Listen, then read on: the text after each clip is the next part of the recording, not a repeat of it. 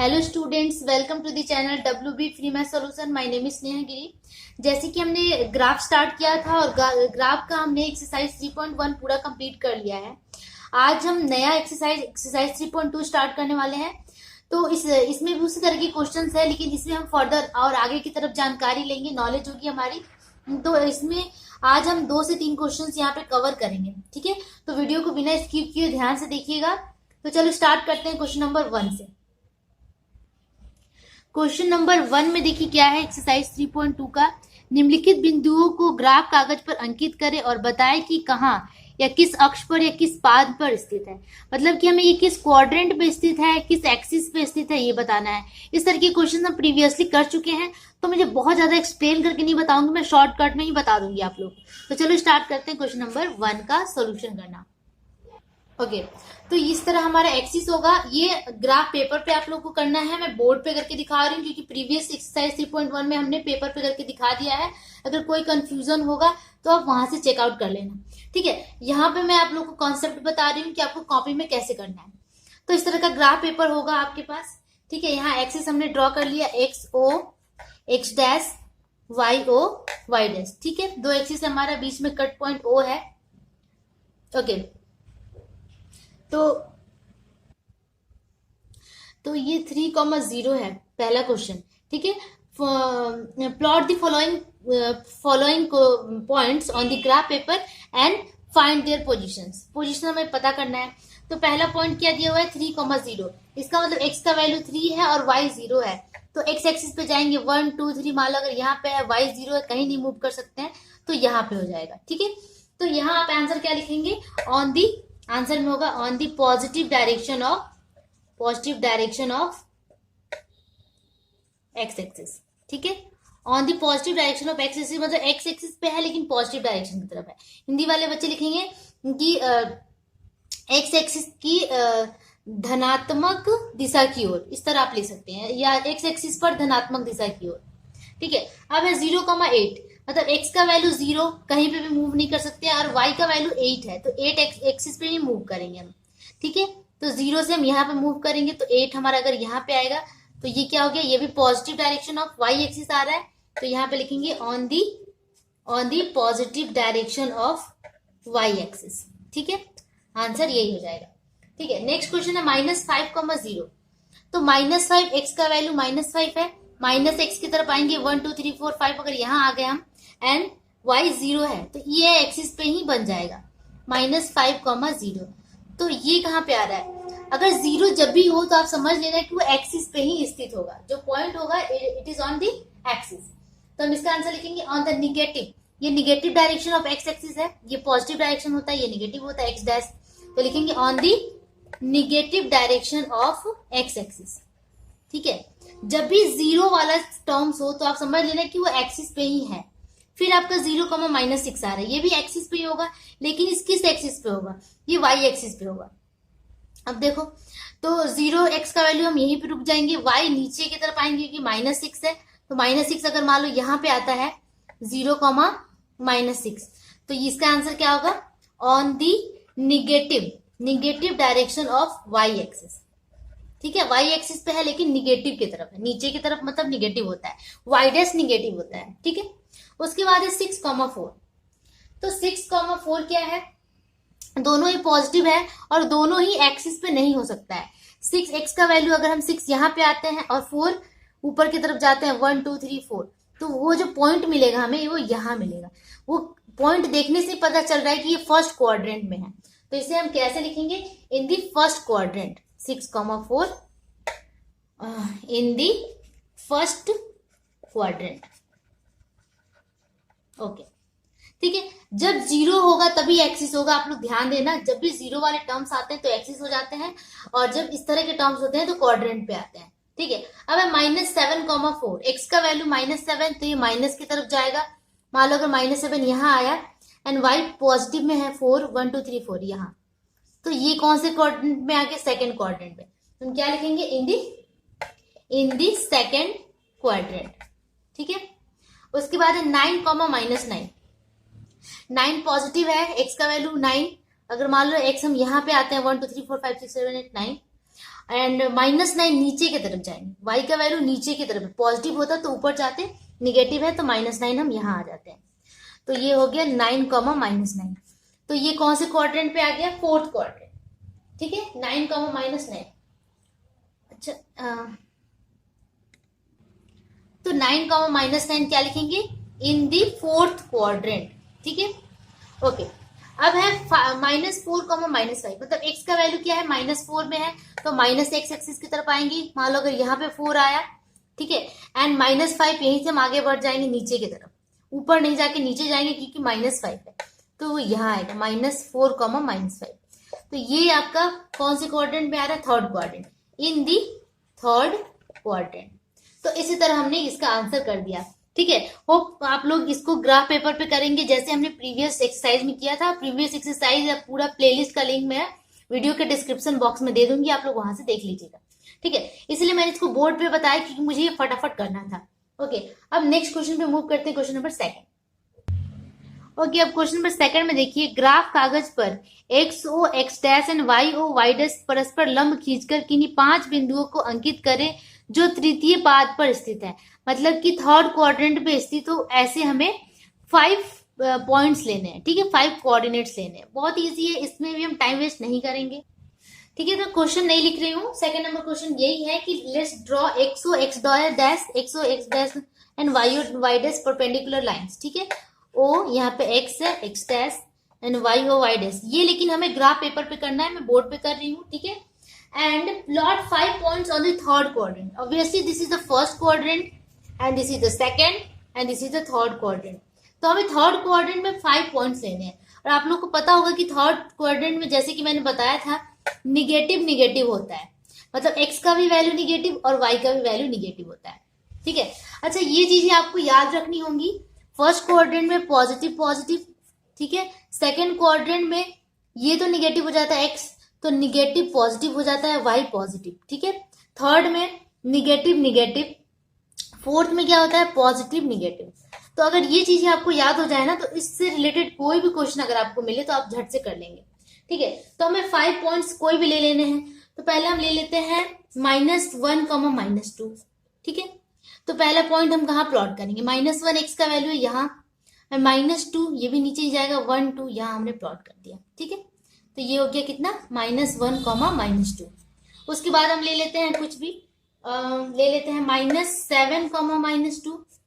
ठीक है, -7 हमारा अगर ये 1 2 3 4 5 6 7 मान लो, -7, -2, तो -2 आपका यहाँ आ जाएगा। ठीक है, -7, -2 ये हमने प्लॉट कर दिया। ठीक है, नेक्स्ट हम ले लेते हैं कुछ भी, -5, -3 ले लेते हैं। तो -5 1 2 3 4 5 x का वैल्यू और y का वैल्यू -3, तो नीचे की तरफ 1 2 3, तो यहाँ पे वो पॉइंट मिल जाएगा हमें। यहाँ पे हम यहाँ लिख देंगे -5, -3। इसी तरह करके आपको और एक्स्ट्रा 2 पॉइंट्स ले लेने हैं। ठीक है, इसमें बहुत ज्यादा मेहनत नहीं करना है, बस आपको ग्राफ पेपर उठाना है और इसकी थर्ड क्वाड्रेंट में आपको इस तरह के माइनस माइनस वाले पॉइंट्स ले लेने हैं। ठीक है, तो आप नेक्स्ट कुछ भी ले लो, -7, -15 ले लो, -6, -8 ले लो। ठीक है, ये 1 2 3 4 5, तो इस तरह 5 पॉइंट्स हम ये लेकर और यहाँ पे शो कर देना है, दिखा देना है। ठीक है, तो क्वेश्चन नंबर 2 हमारा इस तरह बन जाता है। अब हम मूव करते हैं क्वेश्चन नंबर 3 के ऊपर। ओके, तो क्वेश्चन नंबर 3 में क्या कह रहा है? निम्न कथनों को सरल संगत समीकरण के रूप में प्रकाशित करें। मतलब कि हमें इक्वेशन की फॉर्म में इन कथनों को लिखना है, इन स्टेटमेंट्स को लिखना है। तो पहला स्टेटमेंट क्या दिया हुआ है? 3 अभ्यास पुस्तिकाओं और 2 पेन का कुल दाम 55 रुपया है।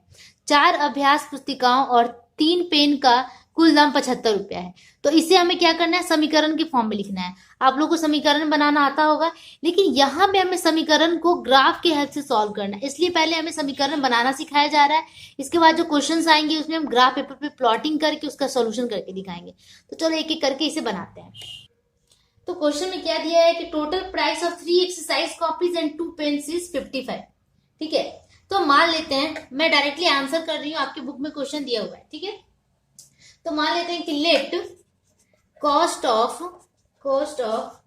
1 copy and 1 copy be X, sorry 1 copy be X एक कॉपी का दाम हमने क्या मान लिया, x है। अच्छा, हिंदी वाले बच्चे इस तरह लिखेंगे कि माना एक कॉपी का मूल्य x रुपीज है, ठीक है, ठीक है। And cost of 1 pen be Y, एक पेन का मूल्य हमने कितना मान लिया, y रुपीज मान लिया, ठीक है। अब देखो कि क्या दिया हुआ है कि टोटल प्राइस ऑफ 3 एक्सरसाइज है। अकॉर्डिंग टू प्रॉब्लम क्या दिया हुआ है, total price of 3 exercise copy, मतलब एक कॉपी का दाम अगर x है तो 3 कॉपीज का दाम कितना हो जाएगा, 3x। एंड प्लस क्या बोल रहा है, 2 पेन, और 2 पेन का मूल्य कितना है, दोनों को मिलाकर मूल्य कितना है, 55 रुपया। 3 कॉपी और 2 पेन, पेन को हमने y माना है तो 2 मल्टीप्लाई y हो जाएगा, दोनों का दाम कितना है, 55 रुपया है, ठीक है। उसके बाद एक और क्वेश्चन है इसी में कि total price of 4 exercise book, 4 copy, exercise copies है, sorry exercise copy, 4 copy and मैं ये थोड़ा लिख देती हूँ, and 3 pens, price of 4 copy and 3 pens equals कितना दिया हुआ है, 75 रुपीज। तो 4 कॉपी, एक कॉपी का दाम हमने x माना है तो 4 कॉपी का 4x, ओके। 3 पेन है, एक पेन का मूल्य हमने y माना है तो 3 पेन का हो जाएगा 3y इक्वल 75। तो इस तरह हमारे 2 इक्वेशंस यहाँ पे बन जाते हैं, ठीक है। बस इक्वेशन बना के दिखाना है, यही आपका आंसर हो गया। अब हम सेकंड नंबर क्वेश्चन करते हैं।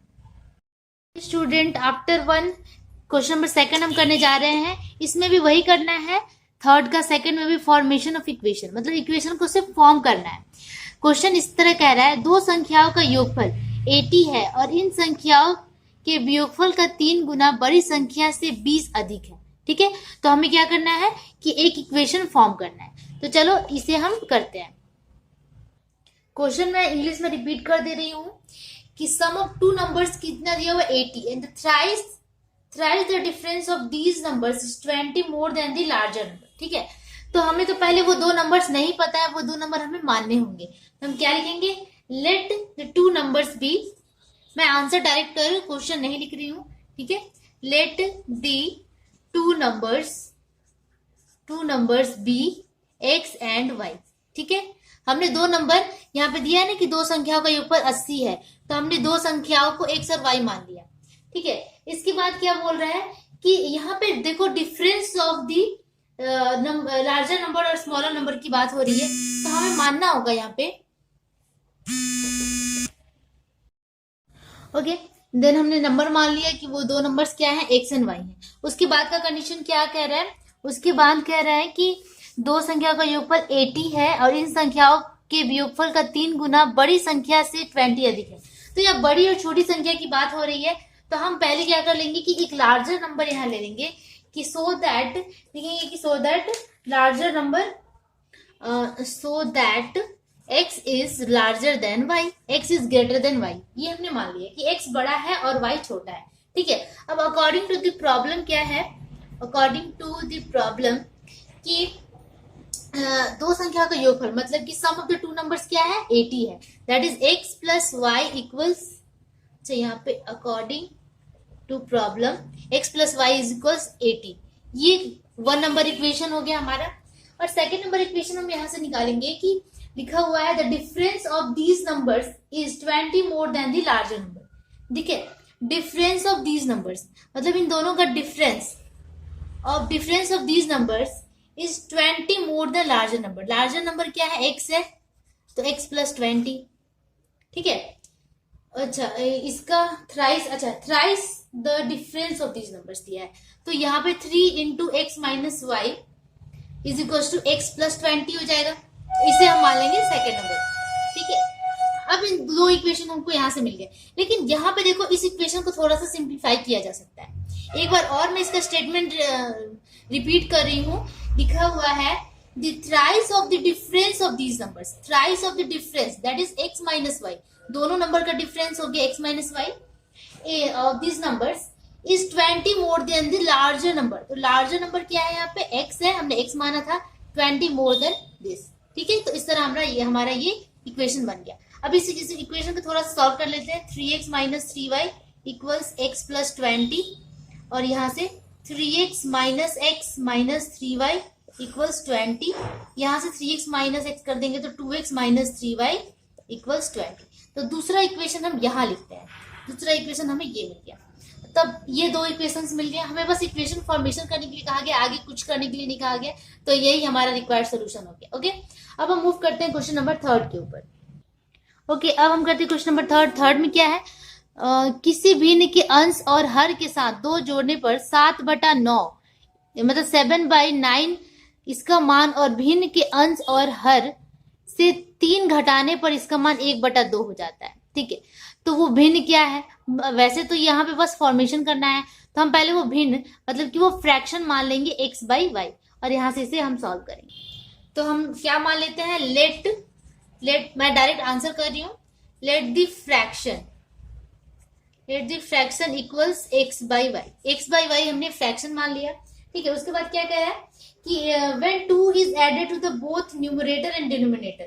ठीक है, 2 is added to both numerator and denominator।